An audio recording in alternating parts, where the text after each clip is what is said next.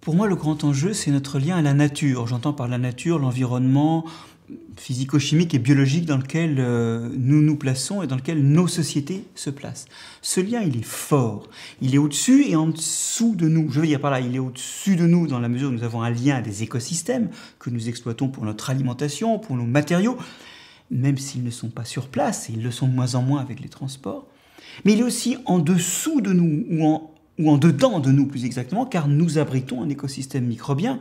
Je pense là aux microbiotes du tube digestif ou de la peau, dont on prend conscience maintenant qu'ils aident toutes nos fonctions organiques à se produire, et que, à contrario d'ailleurs, quand cet écosystème-là n'est plus là, ou commence à manquer d'espèces, eh bien on bascule dans des maladies du développement, du système immunitaire, comme l'asthme ou les allergies, des maladies du métabolisme, comme la grossesse ou l'obésité, ou même des maladies du système nerveux. Je pense à l'autisme, où effectivement cet écosystème interne dysfonctionne et contribue dans un faisceau de causes à nous faire dysfonctionner. Alors, donc ça c'est important parce qu'on réalise que finalement nous sommes dans un écosystème, même s'il n'est pas physiquement présent, et nous sommes un écosystème, donc quelque part la nature est hors de nous et en nous, et nous n'en sommes pas indépendants. À côté de ça, nos sociétés occidentales ont monté une représentation du monde, comme tant d'autres sociétés, où la nature et la culture, la société, sont des choses distinctes, avec peu d'interférences, ou alors une interférence dominatrice où nos sociétés peuvent maîtriser la nature et la guider. C'est l'image du jardinier en son jardin, alors que nous sommes jardinés, ne fût-ce que par les microbes qui nous aident à vivre. En fait,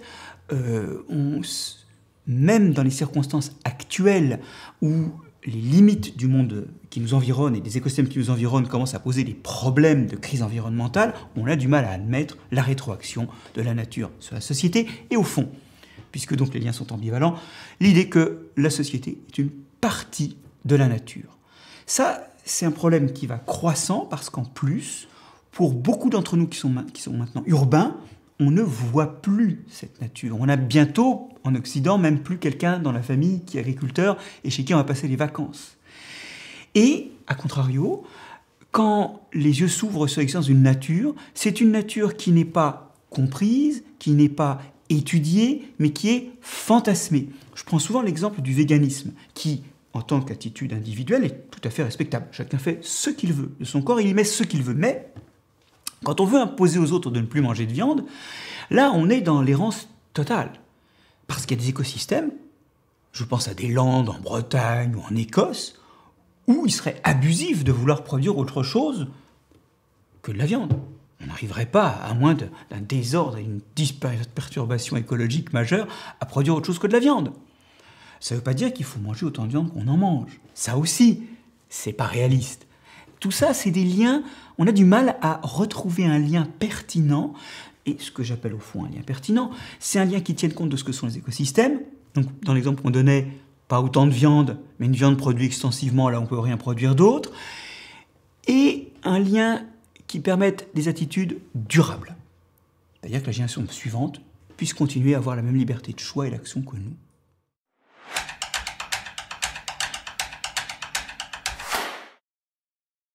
Dans les freins, il y a la façon dont sont faites nos sociétés, très, très citadines. Et donc où la nature n'est plus présente sous toutes ses formes. En tout cas, elle est parfois même d'ailleurs pas présente du tout, mais elle est présente sous des formes contrôlées. Bien sûr, nous ne sommes pas condamnés à n'être que le produit du milieu où nous avons grandi. Il y a des choses qui s'appellent l'éducation, la formation, d'ailleurs initiale ou continue, qui peuvent nous aider. Le vrai problème, c'est qu'aujourd'hui, cette formation, elle manque. Elle manque parce que les disciplines qui nous enseignent à utiliser la nature, notamment les disciplines scientifiques, mais pas que, ça peut être des colorations aussi de l'enseignement de l'économie, mais il n'a pas ces colorations. Ces disciplines sont sous-représentées dans la formation. Et finalement, elles vont finir par manquer de deux façons. Bien sûr, elles ne manquent pas aux techniciens, qui peuvent prendre toutes les options qu'ils veulent. Mais aujourd'hui, les sciences de la vie et de la Terre, je vous rappelle qu'en France, par exemple, elles sont passées en option en première et en terminale. Comme si la vie était une option dans le monde qui nous entoure. Bon. Elles vont manquer aux citoyens d'abord. Aux citoyens qui ne va pas être capable de percevoir que ces gestes de consommateurs, ces choix de consommateurs, qui sont souvent en fait des choix plutôt financiers, mais qui peuvent être des choix humains. Aujourd'hui, tout le monde sait acheter équitable. Bon. Il ne va pas forcément être capable de voir en quoi ces choix déterminent, valident par une demande, des façons d'aménager le territoire, des façons de produire, avec ou sans pesticides par exemple, produire de la viande intensivement dans des étables ou extensivement dans des écosystèmes où c'est soutenable.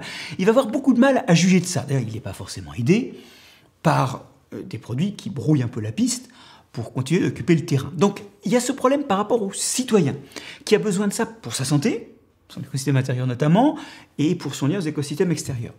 Mais aussi au niveau des décideurs. Quand on a une formation d'écologie, moi je suis en grande partie, je pourrais m'appeler écologue des microbes, hein, on est frappé de voir comment nos décideurs vivent l'écologie comme une punition. Ils en vivent les problèmes, ils en vivent les interdits, ça empêche de faire des autoroutes, ou ça les dévie. C'est une source de taxation. Finalement, ça finit par fâcher même les citoyens, cette histoire-là. Ils le vivent comme une brimade, parce qu'ils ne sont pas capables, en fait, et c'est toujours par formation, d'entrevoir à quel point c'est un moyen, le moyen de créer une autre économie, une économie d'ailleurs dont nous serions peut-être plus propriétaires, qui serait plus locale, qui serait une façon d'éviter les léviathans que l'économie globale a levés dans le paysage. Ils ne le voient pas comme un outil. Je vais vous donner un exemple. Quand Emmanuel Macron interpelle Bolsonaro sur l'Amazonie, il pose un problème, même s'il le pose maladroitement en disant que l'Amazonie est le poumon du globe, un poumon ça ne produit pas d'oxygène et lui il pense à produire de l'oxygène. Bon, il pose un vrai problème sur la santé de l'Amazonie. Mais chez nous, nous avons moyen de gérer le problème du stockage du carbone et d'éviter qu'il y ait trop de CO2 en l'air. Il suffit de remettre de la matière organique, donc la matière organique de nos poubelles, par un tri sélectif ad hoc, de remettre la matière organique de nos poubelles dans nos champs. Nos champs qui sont labourés sont surrespirés par les microbes, il n'y a plus de matière organique, donc il n'y a plus de rétention d'eau. Il n'y a plus de rétention de la fertilité qui est retenue par interaction avec la matière organique. Il n'y a plus de rétention des particules, ces champs s'érodent plus. Et en plus, quand on les laboure, les trous et les porosités formées qui aident le sol à respirer s'écroulent tout de suite puisqu'il n'y a plus de matière organique qui architecture les pores et la structure du sol. Donc on a des sols qui souffrent et dont la productivité commence à s'effondrer faute de matière organique. Si on remettait de la matière organique là-dedans, eh bien, on pourrait tout simplement lutter contre l'effet de serre d'abord, et puis au passage résoudre tous les autres problèmes. Et là, on voit l'écologie solution. Le problème, c'est qu'il faut peut-être un certain courage politique et aussi envisager ça positivement. Donc on voit que du citoyen qui consomme au décideur, il y a un manque d'outils.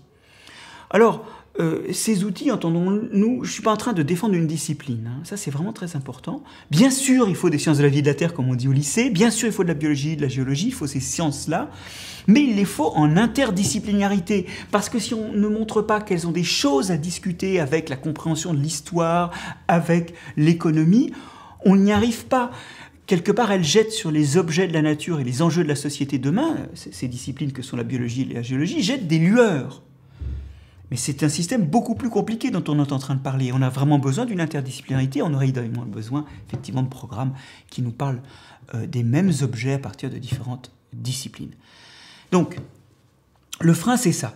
C'est qu'aujourd'hui, on ne mobilise pas assez ces outils qui sont littéralement des belles au bois dormant, finalement, de l'espoir qu'on pourrait avoir d'une société différente.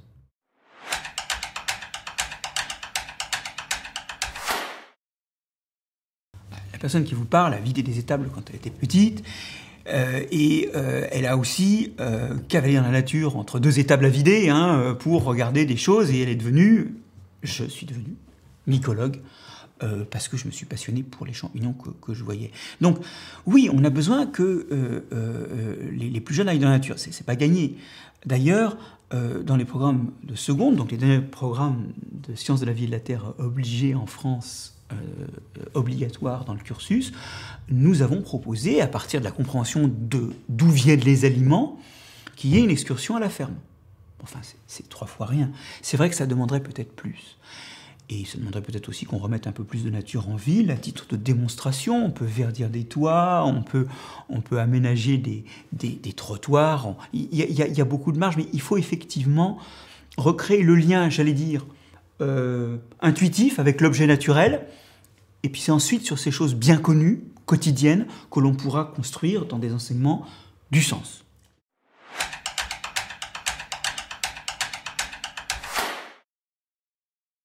Alors moi j'ai longtemps été universitaire, c'est-à-dire enseignant-chercheur. J'enseignais, et d'ailleurs je le continue toujours, mais à des jeunes étudiants qui étaient donc dans des formations plutôt à tendance biologique, et je fais de la recherche, et je la fais toujours, sur les interactions entre les champignons du sol et les racines des plantes, puisqu'il y a une association très importante qui aide les plantes à utiliser les ressources du sol d'une part, et au passage, ces champignons sont nourris par les plantes. C'est par exemple la truffe et les chênes truffiers, pour donner un exemple. Mais c'est quelque chose qui intéresse beaucoup plus de plantes, avec d'autres champignons encore. Alors, voilà, j'ai vécu jusque vers 2013 comme professeur des universités à Montpellier, et puis là, je me suis rendu compte de quelque chose qui a un peu conduit mon retour au muséum, où nous avons d'autres fonctions que ces deux-là, enseignement et recherche, nous avons aussi des fonctions de vulgarisation. Je me suis rendu compte que je dormais, et on dormait collectivement en recherche, sur un corpus de connaissances beaucoup plus grand que ce que la société utilisait, et qu'en réalité, dans le processus qui va de la fabrication de connaissances à l'utilisation par les utilisateurs terminaux, qui sont les gens qui vivent leur vie quotidienne, eh bien, il y avait un engorgement au moment du transfert vers la société. Et que cet engorgement, il devenait très grave en termes de santé des individus, de santé des écosystèmes, et en fait en termes de durabilité de notre mode de vie. Et donc, moi, j'ai changé finalement un peu de métier, et même beaucoup. Et maintenant, j'organise vraiment ma vie autour du transfert de connaissances, alors à plusieurs niveaux. Bon, d'abord, dans les enseignements que je donne maintenant, je me concentre, j'ai toujours beaucoup apprécié de le faire, hein, mais je me concentre sur la formation des futurs enseignants, parce que c'est une façon de préparer justement la nature des enseignements qui seront donnés. Je travaille beaucoup dans des commissions de programme pour essayer, pour autant qu'on ait du temps d'enseignement, et ça manque beaucoup, de bâtir des contenus qui éclairent le quotidien et qui éclairent la vie, mais qui ne soient pas que des contenus cognitifs absolus. Je fais aussi beaucoup de vulgarisation. J'ai écrit un livre, Jamais seul, pour expliquer comment les microbes construisent les plantes, les animaux et les civilisations. Puis un autre qui s'appelle Les goûts et les couleurs du monde, où je raconte aux gens ce que sont les tanins, des molécules qui représentent un tiers de la biomasse qui nous entoure et dont on a la plupart du temps aucune idée. Ce bois de cette table, ce sont des tanins. Nos aliments sont pleins de tanins qu'on utilise et qui sont vraiment importants pour notre santé. Donc, et puis les tanins, c'est, comme le nom du livre l'indique, c'est tous les goûts et les couleurs du monde. Donc c'est quelque chose qui structure la compréhension du monde, mais derrière aussi de notre santé, et qui n'a pas de nom. Enfin, je veux dire, quand on dit tanin, à part quelques amateurs de vin, personne n'est. Donc, l'idée, c'est de pousser des objets, voilà, en vulgarisation et aussi par des conférences, des contenus sur Internet. Donc, mettre à disposition la connaissance. Et je me rends bien compte que tout ça, c'est gentil, mais c'est pas encore, ça va pas changer le monde. Hein, alors, on peut se dire, oui, mais je suis un colibri qui amène sa goutte d'eau. Bon. On peut aussi se dire qu'il faut essayer d'en amener plus, et donc avec le muséum, donc au muséum c'est moi qui m'occupe de ça, avec des académies, l'Académie des sciences, d'agriculture, l'Académie vétérinaire, l'Académie de médecine, des sociétés scientifiques et des associations d'enseignants, nous avons décidé de monter une association qui s'appelle Biogé, une fédération d'associations qui s'appelle Biogé, en hommage à Michel Serres, et qui a pour but de défendre finalement, à la fois par du lobbying, mais aussi par des manifestations, les événementiels, le message que nos disciplines peuvent apporter à la société. Vous voyez, finalement, ça revient à sortir du labo. Et quelque part, quand j'entends mes collègues qui se lamentent sur le fait que les décisions se font n'importe comment, qu'aujourd'hui, par exemple, nos élus écologistes sont très loin de l'écologie scientifique ou même de la science. Par exemple, on en a qui sont anti-vax, et je suis désolé.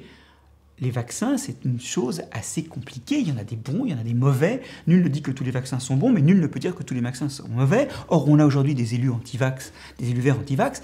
Il y a eu un divorce, finalement, avec la science. Et j'entends des collègues qui disent « mais même les écolos ne sont pas écologues ».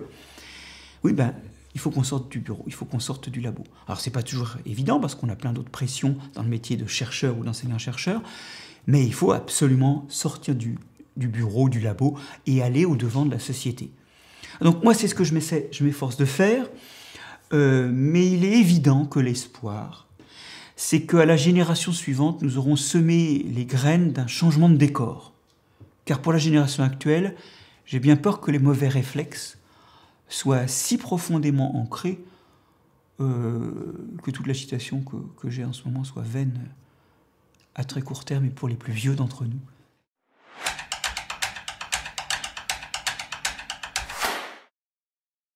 Il existe réellement des efforts de vulgarisation. Une institution comme le CNRS, alors plus encore le muséum qui a des fonctions d'accueil du public. On va mettre le muséum à côté parce que c'est tout petit dans la recherche française, même si pour moi c'est le plus bel objet qui soit, parce que j'aime l'institution où je travaille. Mais le CNRS ou l'IRD font des gros efforts de vulgarisation, en grande partie parce qu'ils savent que le capital de sympathie qu'ils remportent, et de fait il y a un capital de sympathie pour la recherche scientifique en général et celle en biologie ou en géologie en particulier, le capital de sympathie qu'ils engrangent, c'est autant de positif en termes de financement demain. Bon. Mais on l'a vu autour de la crise du Covid, le problème il est que quand vous lâchez un scientifique devant une caméra, eh ben, il n'a pas d'empathie. Il vous raconte ce qu'il sait. Mais on s'en fout. La question, et le cœur de ce qu'est la vulgarisation, et qui demande un peu plus d'organisation qu'on en a actuellement, c'est pas de photocopier ce que vous avez dans la tête de l'autre. D'ailleurs, l'autre s'en fout complètement. La question, c'est l'autre étant ce qu'il est. C'est-à-dire qu'il a une expertise dans un autre domaine qui n'est pas le vôtre. Vous allez lui raconter 2-3 trucs qui vont le faire changer de point de vue, et non pas qui vont lui donner une certitude, et non pas qui vont lui donner un doute sur tout, mais qui vont lui donner les moyens, en jetant un autre regard, de réanalyser, de tirer lui-même de nouvelles conclusions. C'est une démarche pédagogique. Et aujourd'hui, malheureusement, je le répète, on a entendu tout et n'importe quoi à la télé sur le Covid par tout et n'importe qui, sachant qu'en plus, ceux qui étaient le plus occupés dans leur laboratoire n'étaient pas ceux qui étaient le plus sur les plateaux, ou en vidéo, campés dans leur bureau. Eut-il une blouse blanche. Et ce qui est important là, c'est que ces gens-là ont entretenu une cacophonie terrible, sans empathie, c'est-à-dire sans se dire mais à qui je parle et où est-ce que je l'emmène.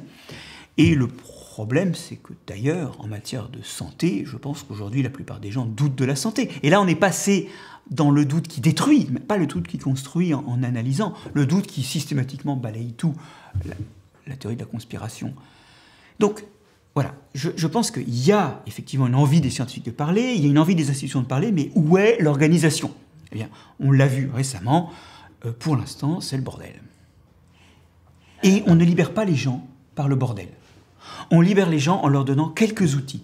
Je veux dire, si vous avez un problème de plomberie, il vaut mieux que je vous donne la clé qui convient à dévisser le tuyau de votre évier, plutôt qu'une collection d'outillages de plombeurs soudeurs de 15 kilos.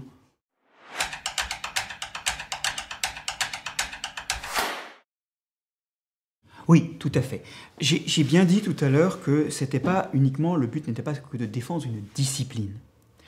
Ce qui est important, c'est de remettre les objets du vivant et la nature au milieu de l'analyse en général que nous faisons du vivant.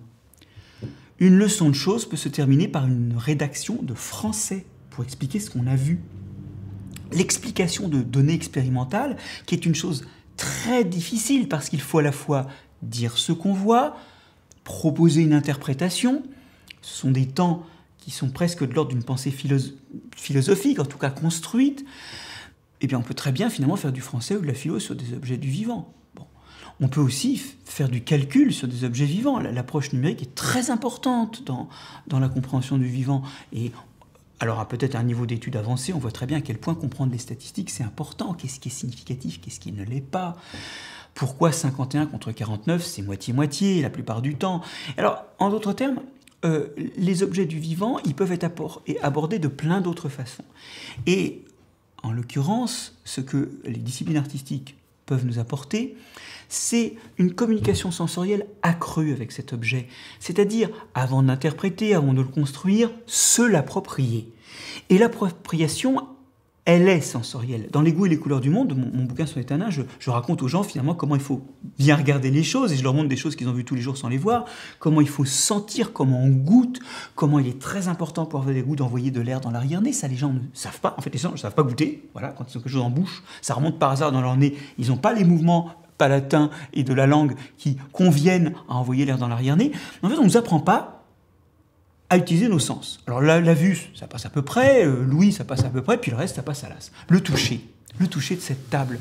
Elle a clairement, cette table-là, été polie avec un papier de verre à grains assez fins, mais elle n'a pas été finie, elle n'a pas été vernie. Qui touche son environnement? C'est tout. Enfin, je veux dire, et ça, c'est pas des choses que les sciences ont à apprendre, c'est pas leur domaine.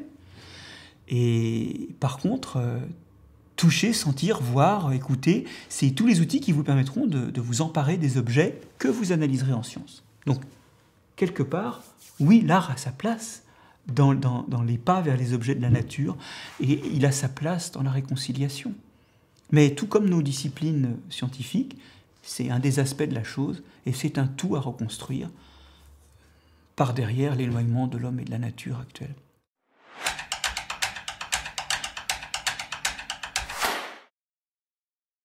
Quand j'ai lu de l'inégalité entre les sociétés, donc je crois qu'en anglais c'est Gun, Germs and Steel, les fusils, les maladies et le métal, de Jared Diamond, ça pour moi a été un éblouissement. C'est un naturaliste qui commence à nous parler de l'histoire. Alors évidemment, les historiens le voient arriver avec des gros sabots. De même que moi, biologiste, je vois arriver les historiens avec des gros sabots sur les objets communs. Et finalement, il a une approche de l'évolution de l'homme et de son environnement et des contraintes de l'environnement, notamment sur la domestication dans ce livre, et les conséquences ensuite des processus de domestication sur l'évolution de l'humanité, qui vraiment, c'est un très très joli modèle. C'est quelque part darwinien et écologique à propos de l'histoire de l'humanité. Alors évidemment, c'est un peu grossier pour les historiens, mais moi, quand les historiens me racontent que Rome a disparu parce que les gens buvaient de l'eau avec du plomb, moi, je me rappelle que dans l'Empire romain, les populations, elles sont agricoles. Les villes sont grandes, il y a des urbains, mais l'essentiel de la population n'est pas dans les villes et donc ne boit pas de l'eau au plomb. Parce que l'eau, elle ne vient pas de l'aqueduc. Donc, ce que je veux dire par là, c'est que on est tous des gros maladroits et c'est qu'ensemble qu'on fait les choses bien. Et dans ce livre, j'ai pris conscience que finalement, ma discipline, c'était pas qu'une discipline qui parlait des plantes et des animaux, qu'elle pouvait parler de... Et au fait, j'ai pris conscience d'autre chose. C'est que l'évolution culturelle est une évolution biologique. C'est une sorte d'évolution biologique. Alors évidemment, ça ne veut pas dire qu'il n'y a que les évolutionnistes qui font de l'évolution biologique qui peuvent en parler. D'accord, il y a besoin de spécialistes. Mais, bon, il n'empêche que c'est une évolution biologique. Ça procède par essai-erreur. Il y a des accidents, il suffit d'avoir corrigé des copies pour s'en apercevoir. Donc il y a des accidents de copies qui peuvent être des mutations. Ensuite, dans toutes ces nouveautés qui apparaissent, il y a ce qui ne marche pas et qu'on va acheter, ce qui marche bien qu'on va garder. Il y a des destructions par hasard, comme les grandes extinctions de la vie à la fin du Crétacé. Quand la bibliothèque d'Alexandrie brûle, il n'y a pas que les mauvais livres qui brûlent, ils brûlent tous. Donc il y a des pertes aléatoires. Et puis tout ça est en perpétuel changement, exactement comme le vivant, qui n'a jamais cessé de changer. Et ça, pour moi, ce livre de Jared Diamond, il a ouvert... C'était la boîte de Pandore de l'interdisciplinarité et aussi de dire, mais au fait, sur l'évolution culturelle, j'ai des choses à dire. D'ailleurs, en fait, l'évolution culturelle a des choses à me dire. Parce qu'une partie de l'évolution de l'homme aujourd'hui, elle est guidée par son évolution culturelle. Et donc, on n'est pas un biologiste de l'évolution humaine si on n'a pas intégré ce que la culture nous impose.